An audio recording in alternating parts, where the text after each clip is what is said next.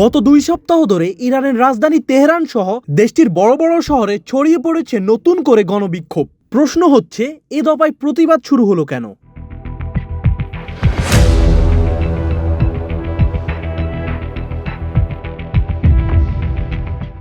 প্রতিবাদের সূত্রপাত ঘটে একাধিক ঘটনাকে কেন্দ্র করে।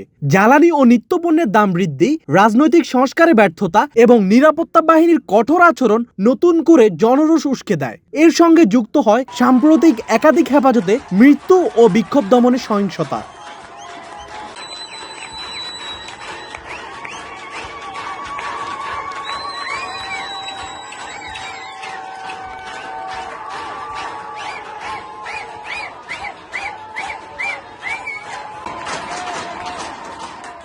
রাজনৈতিকভাবে ইরান এই মুহূর্তে গভীর সংকটে। নতুন প্রেসিডেন্ট দায়িত্ব নেওয়ার পর সংস্কারের আশ্বাস দিলেও বাস্তবে নাগরিক স্বাধীনতা, মত প্রকাশের সুযোগ কিংবা রাজনৈতিক বন্দীদের বিষয়ে তেমন কোনো অগ্রগতি দেখা যায়নি। ফলে তরুণ সমাজ ও নারীদের নেতৃত্বে আবারও রাজপথে নেমেছে মানুষ।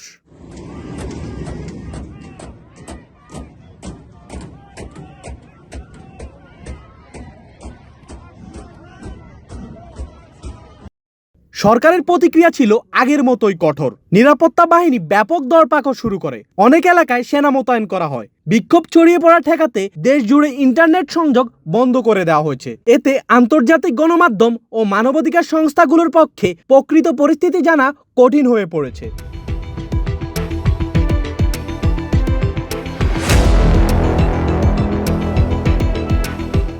মানবাধিকার সংস্থাগুলোর দাবি, এখন পর্যন্ত অন্তত 5 শতাধিক মানুষ নিহত হয়েছে এবং হাজারো মানুষ আটক রয়েছে। প্রকৃত সংখ্যা আরও বেশি হতে পারে বলে আশঙ্কা করা হচ্ছে। আন্তর্জাতিক অঙ্গনেও বাড়ছে চাপ। যুক্তরাষ্ট্র প্রকাশ্যে বলছে, ইরানের শান্তিপূর্ণ প্রতিবাদ দমনে সহিংসতা অগ্রহণযোগ্য। মার্কিন প্রশাসনের মতে, ইন্টারনেট বন্ধ করে জনগণের কণ্ঠ রোধ করা মানবাধিকার লঙ্ঘনের শামিল।